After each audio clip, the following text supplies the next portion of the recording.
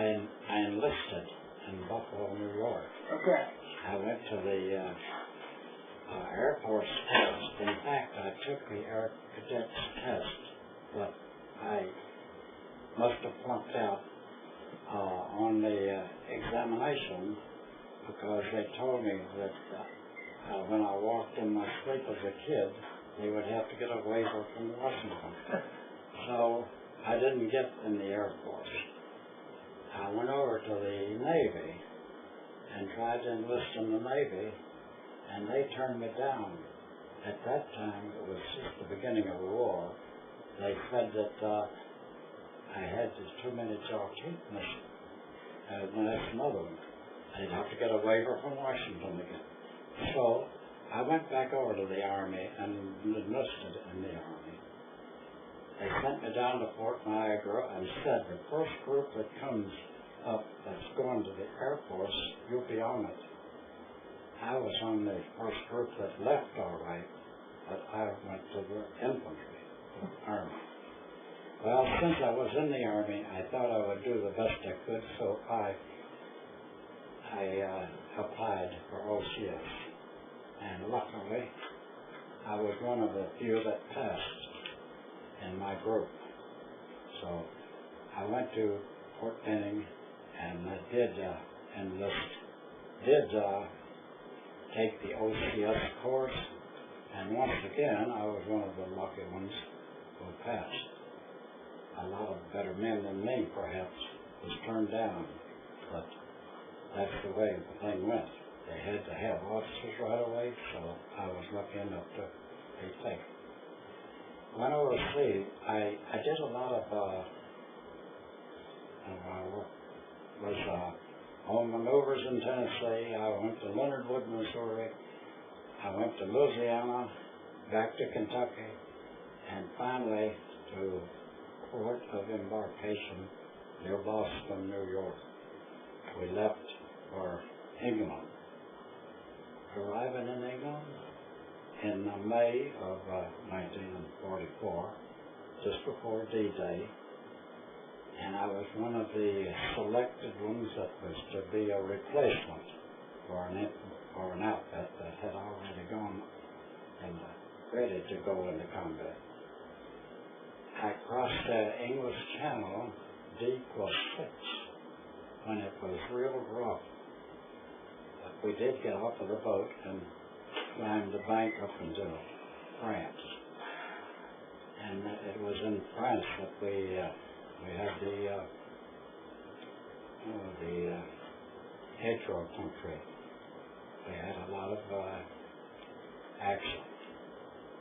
That's where I saw my first action, first time to go on enemy fire. Breaking out of Normandy was quite an ordeal.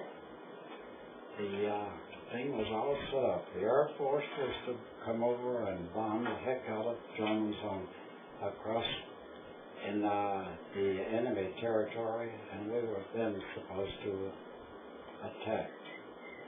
Well, the Air Force dropped their bombs all right, but as the wind was just right, and it was bringing the smoke and dust back towards us, so the Air Force started dropping their bombs a little farther back, and a little farther back until they were dropping them on us.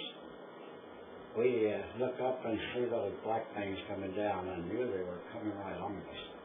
We hit the ditch beside the road, and the lad right across the road from me was hit direct. The largest part I could find of him was just a leg, a piece of a leg. That's where I was wounded the first time. Mm-hmm. Where were you wounded at? That was in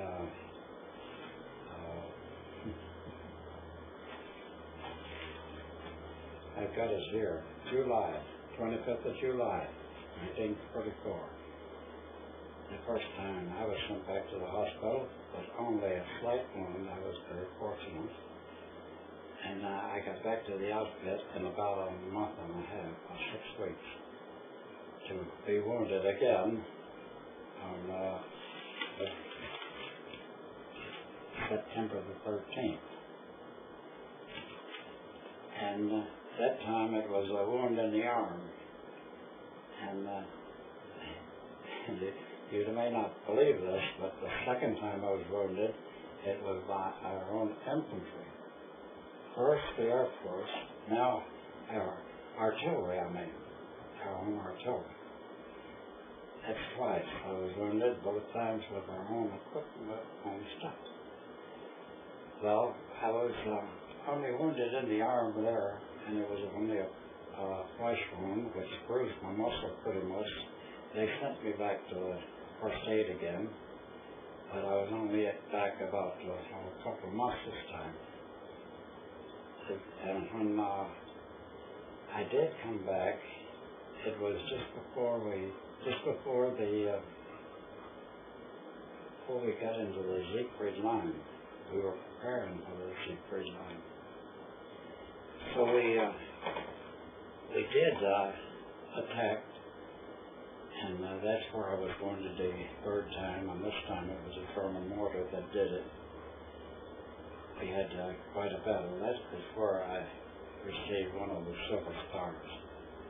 The first Silver Star was back in France when we broke out of France. Both times they said that it was my machine guns. I was a machine gun platoon leader. I had 4 machine guns, and they said that my machine guns shot down the enemy and kept them from approaching on their courses, and we actually overrun them at times. I was in Rosslyn, Germany, and from Germany we went on through to the Elbe River, and that's where I wound up. We were at the Elbe River, ready to cross over. Our own engineers was putting the pontoon bridges over there across the river when they called them back. And the Russians was wanting to take it up to the Elbe River, so they pulled us back, and we stayed in a defensive position until the Russians joined us. And shortly after, the Germans capitulated. You said you went to Camp Niagara. Where was Camp Niagara located? It's about 10, 12 miles from Niagara Falls. It's down on Lake Ontario. That's one of the older forts dating back to the French and Indian War. It's quite a sight to see. But they used it as a recruiting station then. You said you went to OCS school. When you went through OCS, what was your rank when you come out? Came out as a first lieutenant. Yes, first lieutenant. Well, how many years were you in the military? Just January 1943 to January 1946. 3 years. Were you still first lieutenant when you were mustered out, or? Yeah, I was mustered out. I wasn't really released from the service. I joined the reserve, and I was in the reserve until 1955. Finally, they let me out. When I joined the reserve, it was to maintain my status as a first lieutenant. But when the Korean War came up, I kind of wished I hadn't joined the reserve. However, I didn't have to go to Korea. I had a doctor who gave me a physical, and they sent me out my physical papers to sign up to go. And he must have seen something or reported something that they never did call me. I didn't have to go back. What is your full name? Full name? Yes, sir. Jerry Eugene Cook. Okay. I left off with Jerry when I went into the service. because I thought I was being smart and wouldn't have to sign so much on my name. But instead of signing that Jerry E. Cook, I always been as Eugene anyway, I said Eugene Cook. But the service put a NMI in the middle, no middle initial. So I had more to write. What does people usually call you? Do you go by Eugene or Gene? Gene. I've been called Gene.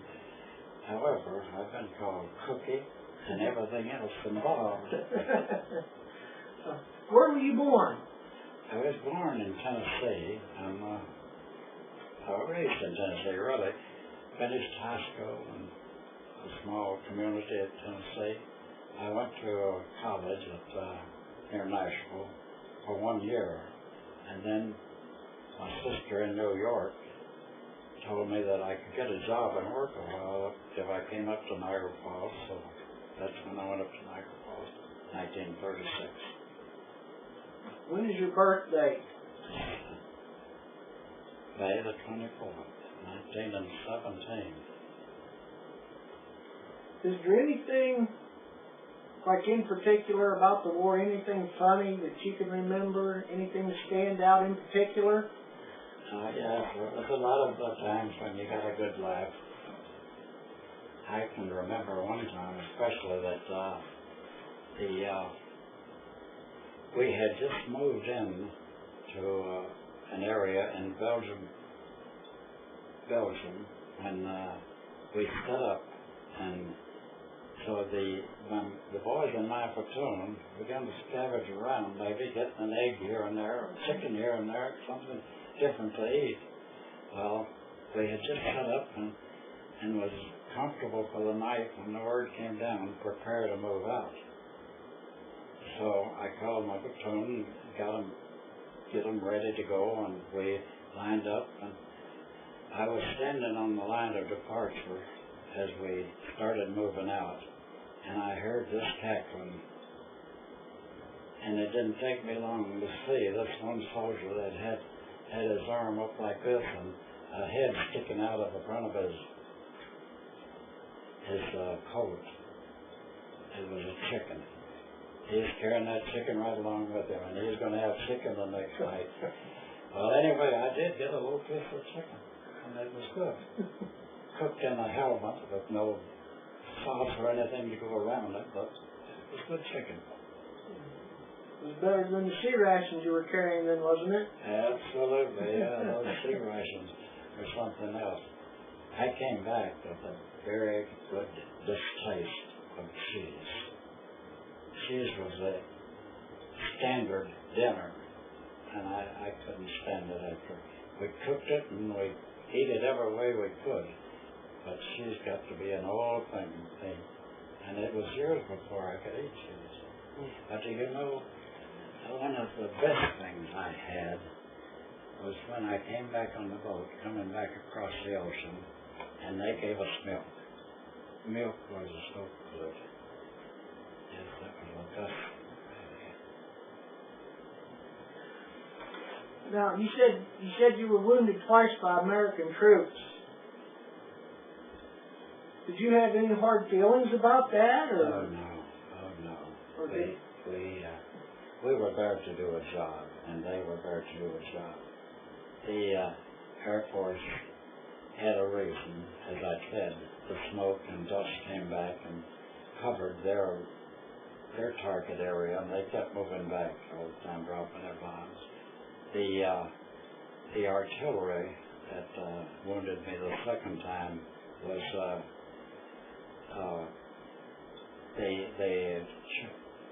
they made their shots to pick up the target that we had called for ahead, and they had zeroed in on it pretty good with single shots. And then when they fired for effect, one of the shells was a little light, and it dropped short, and that's what hit us. Actually, you know, Alan, one of the guys that was wounded that time was from West Virginia. He was from up here at this lake up here, on the other side of Terre Alta. Alpine? Alpine. And he had a cottage up there, and it cut his leg almost off. I don't know how they saved it. When we put him, I was hit in here, somewhere. Anyway, when we put him on a stretcher, one guy had to hold the leg, and the other guys put him on the stretcher. And that fellow came up to see me in Niagara Falls several years after the war, and he was orphaned. Well, do you remember? I mean, do you keep in touch with any of the guys from your platoon or unit, or do you talk to them, or? Oh yes, I have a very good story I could tell you there. Well, go ahead. One of my corporals was captured. He was captured at the time that I was wounded the third time by the Germans. They took him prisoner. And after I had gone back to England, recuperating, and then come back up, I got a letter from his wife in Florida asking me did I know anything about Tasco. Tasco Wilson was his name. And I wrote back a letter and told her that I knew that he was captured and that I believe that we're going to be able to take him back pretty quick. That the Germans were breaking up at the time, and I thought maybe we'd be able to, that he was all right. And so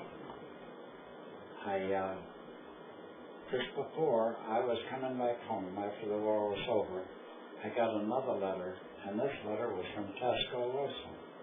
He was in Florida. He had already been captured and sent home. And so a few years later, we had a reunion, a 30th Division reunion in Niagara Falls, and I went to it. And when I was talking to my old commander, somebody tapped me on the shoulder, and I looked around, and who should it be but Tasco Wilson? And it was good to see him. His wife came right around in front of him, and he said, "You are Eugene Cook, aren't you?" And she said, "I just got to kiss you. That letter that you wrote me did me more good." And good old Tasco was right there. Did you receive any other awards or citations besides your Purple Heart? While we were training out in Fort Leonard Wood, Missouri, I did some work with my machine gun platoon, training some engineers, and the head of the engineer was Alvin C. York's son, I think it was. And he gave me a commendation for the help that we did. Other than the Purple Heart and the Silver Stars, I have nothing. Tell me what the Silver Star was for. Here's what it says on this star, something here.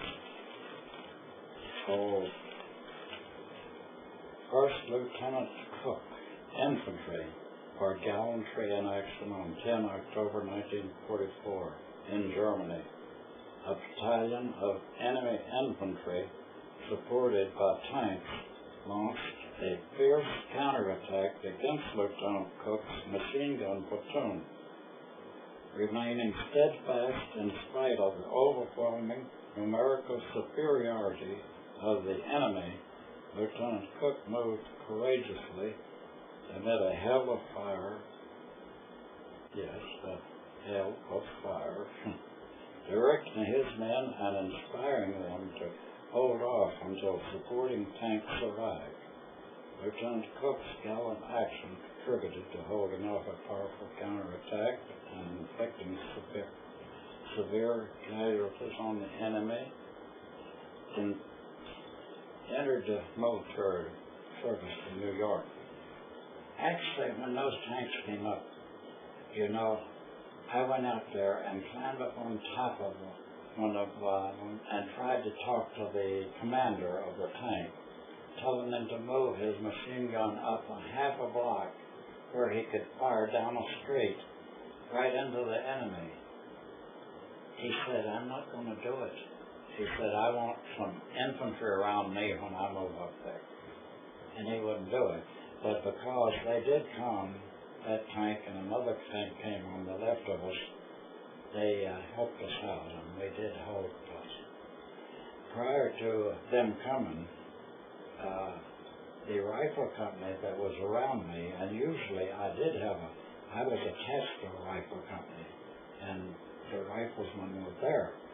Well, they had pulled them out to send them over to help another outfit that was in dire need of help, and left us, the machine gun platoon, sitting there by ourselves. Normally, we don't like that. What was the most significant event that you witnessed or experienced? I mean, good, bad? Most significant event. I mean, it could have been coming home. Well, that was an event, believe me. I was in southern France. Actually, after the war was over, we started doing military government work, and a few of us was picked and could go to southern France. I went to southern France, and we had to go back to Paris, and then down the railroad carried us down to Marseille, and then over to Nice. And I was at Nice, and I was really enjoying it down there, the scenery and everything. But the word came around that, and you know how it is in the service, it gets around, that my old outfit was being broken up and sent back home. Well, that got me interested in wanting to go home. So I curtailed my stay at the Riviera and caught a train back to Paris. And from Paris, I had to cross the line to get over into Germany to my old outfit. And I had no orders. And there was a whole truckload of us that was wanting to get back. I wasn't the only one. A lot of GIs. Well, anyway, I had my old orders to go. So we got us a truck, all right, and we started back. And when we came to the line, the Frenchman didn't want us to go through, of course, but without orders. So I showed them my old orders, and they mumbled around with it for quite a while. They didn't know how to read it anyway. Eventually, they let us go on through. And I got back to my outfit in time to be sent to another outfit to come back down to Marseille again. That's where I sailed back home. What is your best memory of the war? Best? Yes. I think it was when my wife, my girlfriend at that time, came to Arkansas. I had just made lieutenant and was assigned to an outfit as an extra lieutenant. And my wife, my girlfriend at that time, came on the train down to Arkansas, and we were married in a chapel there. I think that was the best thing that happened to me during the war. Was this before you was sent over to France? Yes, yes. I was, the first thing I said to her when she came down, "You shouldn't have come because I'm going to be transferred." I was transferred. I was sent from OCS to this Arkansas camp, and it was only temporary. So from Arkansas, they had already cut my papers before she got there to go to Fort Leonard Wood, Missouri, to help form the 75th Infantry Division. So we were married, and for a short while I was with her, but she came back to Tennessee, to my home place. I went on to Leonard Wood, preparing to get her a room so she could come there, but they kept me so busy I couldn't even get off the camp. And she eventually came on anyway, and she found her own room some 40 miles away from camp. And I would go to spend the night with her, but I would have to get up at 4 o'clock in the morning to catch the bus to get back to camp in time. Kind of rough, but that was the best experience of the whole war for me. Where were you when the war ended? I was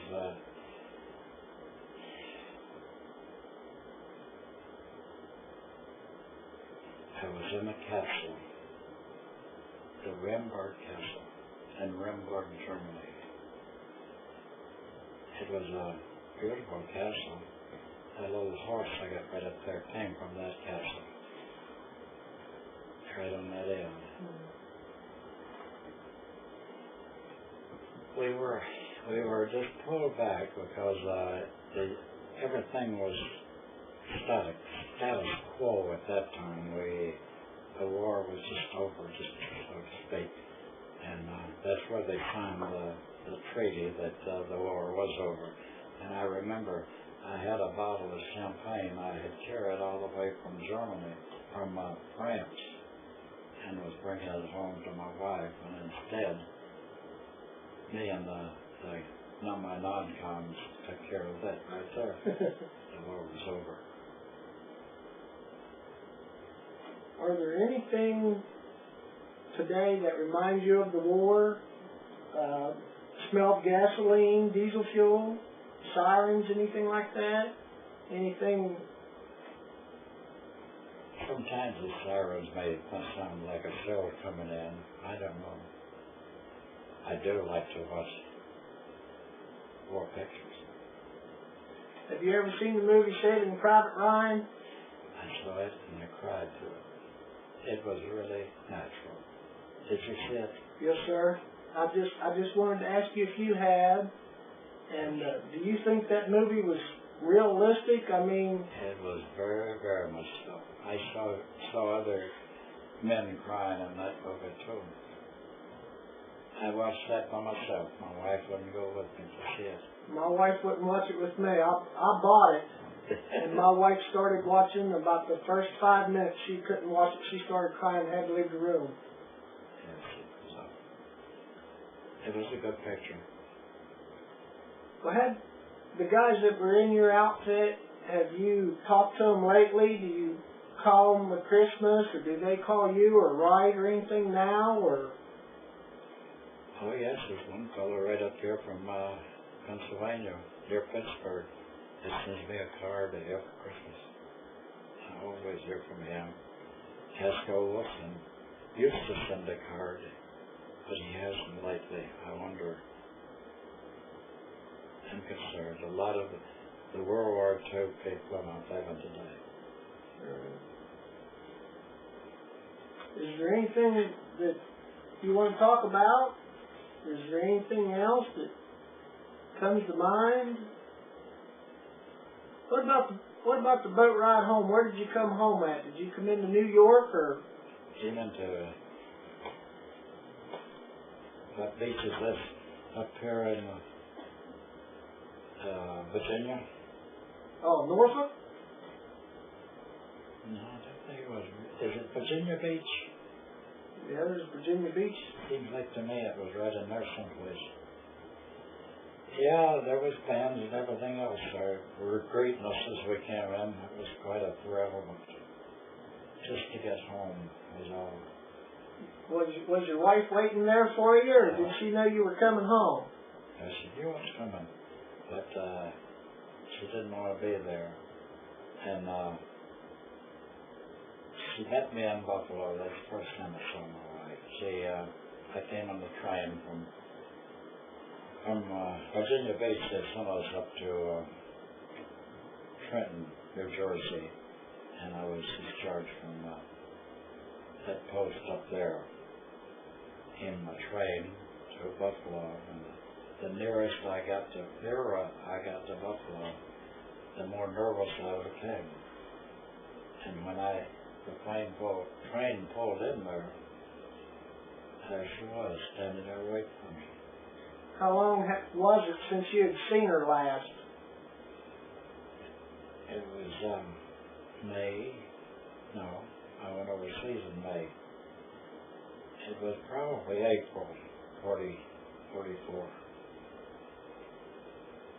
And it was September 46 when I see her. It's a long time.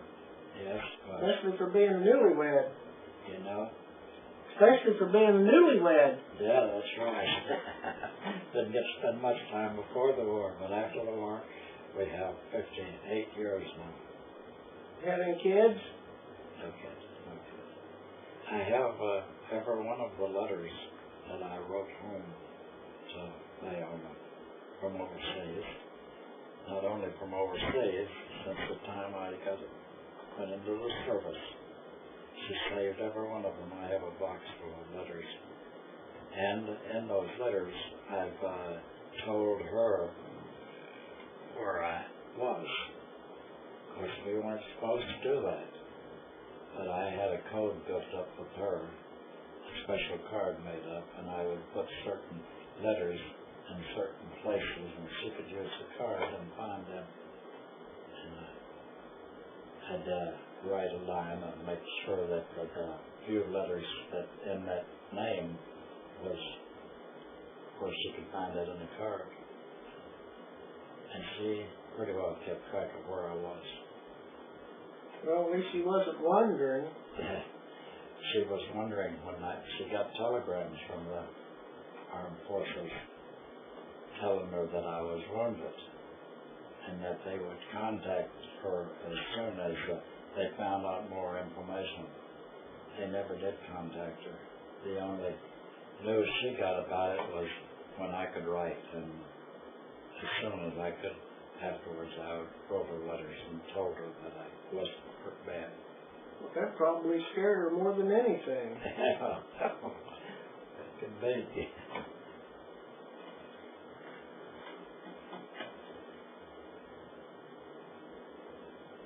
Would you explain this to me? Would you explain to me what that is? Silver Star. The first Silver Star I got, I said, was in Normandy. When we broke out of Normandy, I got a Silver Star for gallantry in action. I also got if you will notice, I have a Oakley cluster on the Silver Star, which shows that I have the second Silver Star, which I got when I was wounded in Germany. I don't have all of my medals, ribbons, and stuff. I've sent for them, but Don Garlis has everyone beautiful display. Did you see him yet? Aren't they nice? I hope I get them, because I know I got more than that. More than these two. This, of course, is the Purple Heart. And I got 3 of them. Not Purple Hearts altogether, they're all Oakley clusters as well.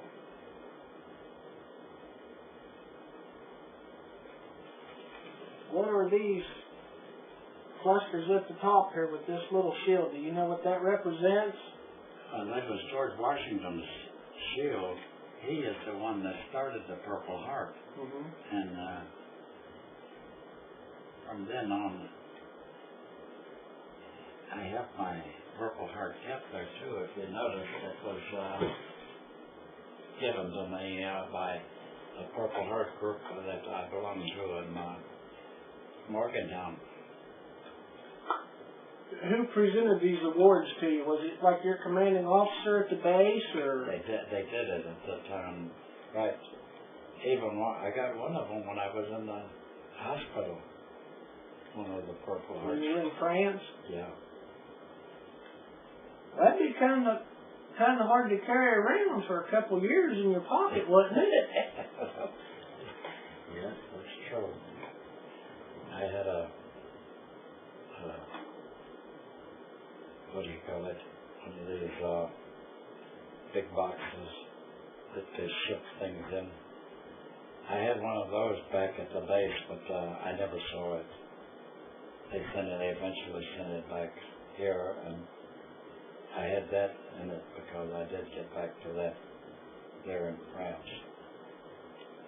Your medals mean more to you now than they did in France, though, didn't they? Yeah. The Silver Star, I was never presented that in a formal get-together at all.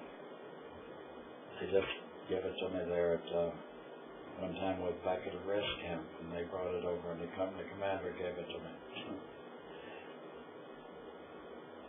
It was different. Now I think everything is a show, but it doesn't mean anything to me. I figured that it was my job, my duty to be there, and since I was there, I was going to do the best I could, and I was very fortunate to get back. Another story I would like to tell you, when I was wounded and back in the hospital, I got a letter from my wife telling me that my nephew, my brother's boy, was in the same outfit I was in. So, while I was in the hospital, he came over to my unit looking for me. And they couldn't find me, of course, I was in the hospital. So, when I got out of the hospital, I went over to his anti-tank outfit. He was with the anti-tanks. And I tried to see him, and he was back in the hospital. So I didn't get to see him. But believe me, before it was all over, we eventually did get together. You were so close yet so far, right? That's right. Is there anything else you want to tell me? I mean,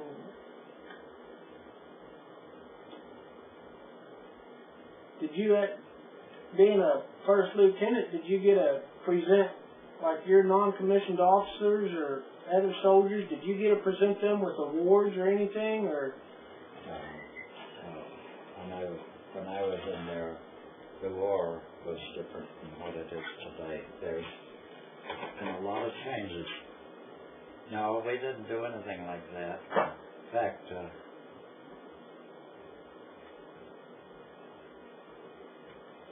one boy came up to me, I remember, in Germany, and he said, "Lieutenant, can you write me up an award? I would like to be able to carry something back from this thing." So we got together and we did come up with some gallantry in action, and I think he got a Bronze Star for it. But I was part of the instigation of getting that written up. I didn't get to present it to him, and I hope he got. Incidentally, by the way, his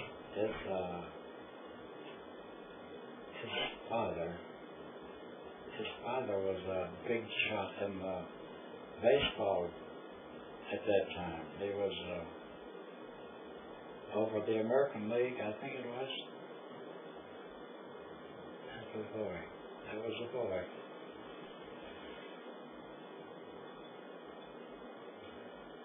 I forget his name. I don't remember. Too many names? Yeah. I don't remember places either, Alan. My wife can look at you once and she'll know you in a group of people. About me. You think you could remember Tasco? Would you remember Tasco if you saw him? Oh, yes. Oh, yes, I can remember old Pasco. He was a good fellow, and that letter she said that you wrote me, I still got it.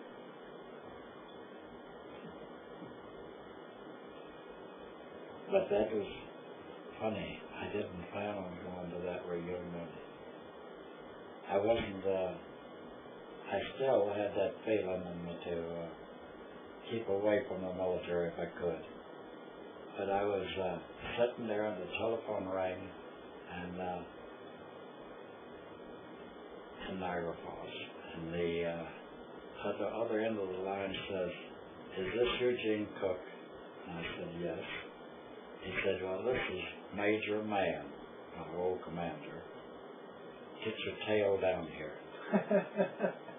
Well, I did. I dressed up and went down there, and that's when I met Tesco. He was pulling rank on you then, wasn't he? Yeah, he was. You know, he's a funny guy. He was a funny guy.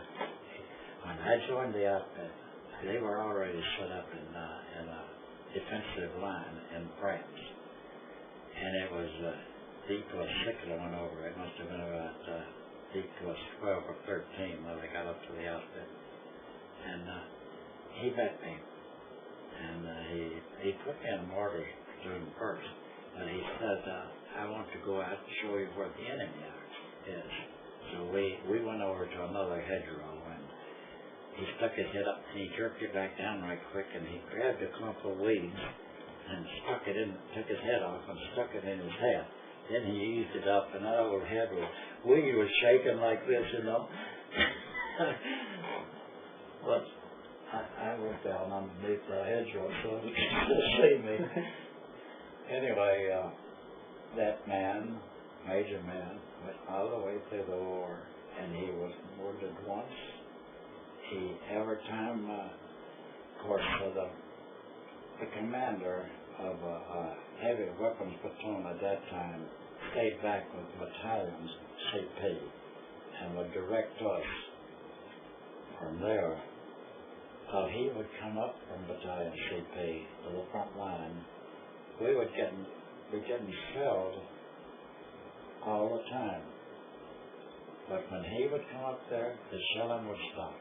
And that man would be there for a while, and then he'd go back, and we would start getting the shells again. He was just like that. He went all the way through the war, and whenever he would go, it was no danger. But whenever he would leave, it could be an end for it. Why didn't you tie him to you? They should have. You might not have had no Purple Hearts. Major Man was a good guy. He's from North Carolina. I think he taught English at Raleigh, one of those colleges in North Carolina. I heard from him quite often right after the war, but several years ago, he stopped writing to us or sending us cards.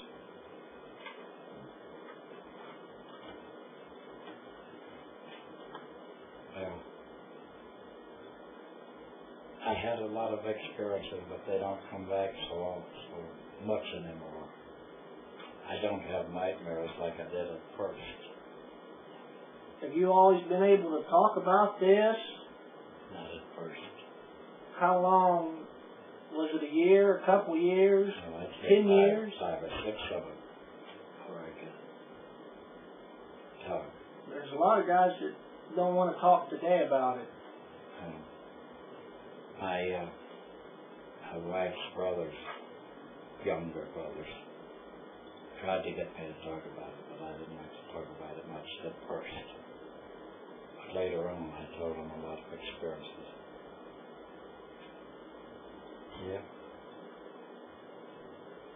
Wouldn't take anything but the experience I've had, but believe me, I wouldn't go through it again if I could help it.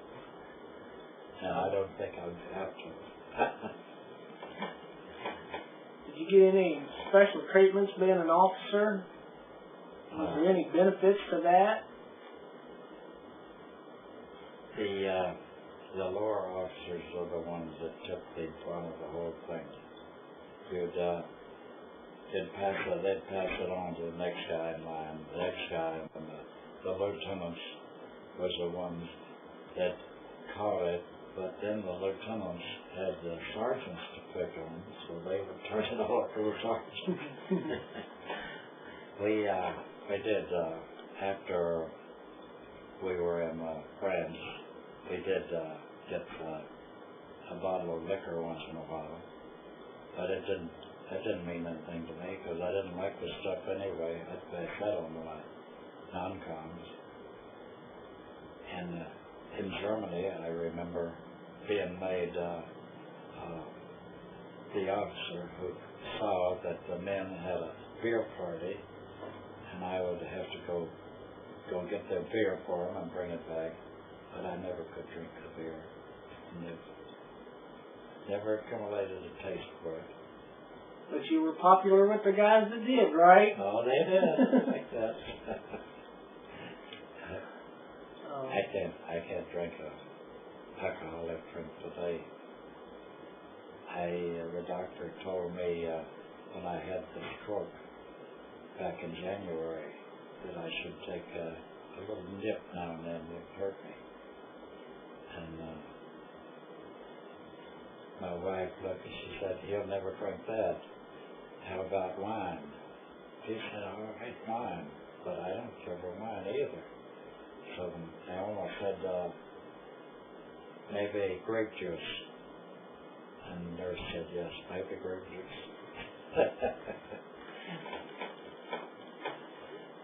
Yeah. It's been a tough war.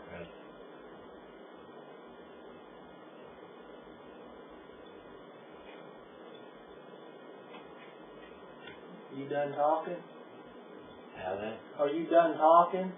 Yes, I think that's enough for one night.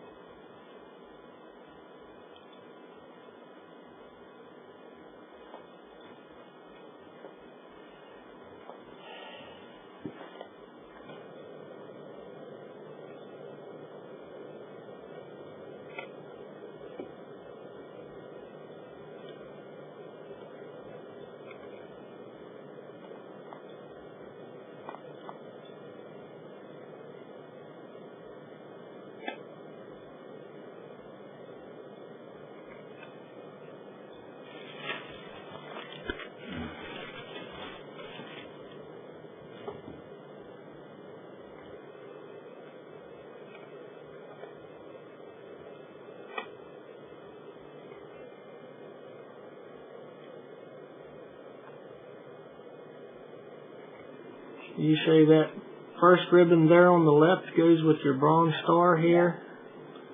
What are the other two for? The silver, the purple ones that goes with the Purple Heart.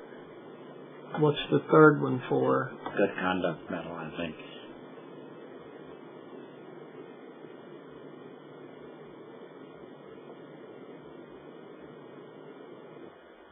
Would you like to explain this to me? I was fortunate enough to collect this in Bielefeld, Germany, in the Hermann Göring Works. They had an ammunition factory. We overrun the factory, and they hang these flags were hung, as you can see, by the hooks here, from the top of the building draping down. I'm sure that you might have seen pictures of them hanging like that.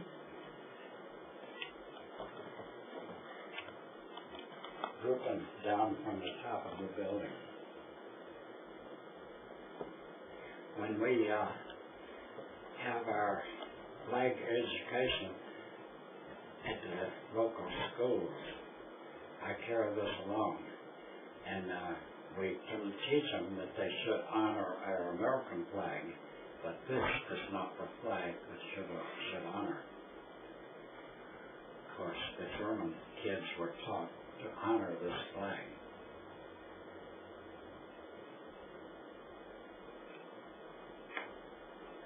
That's all I got to say.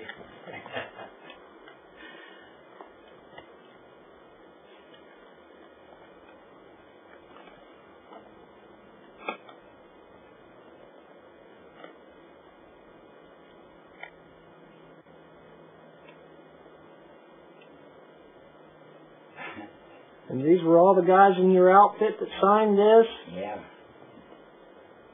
At the time I got this flag.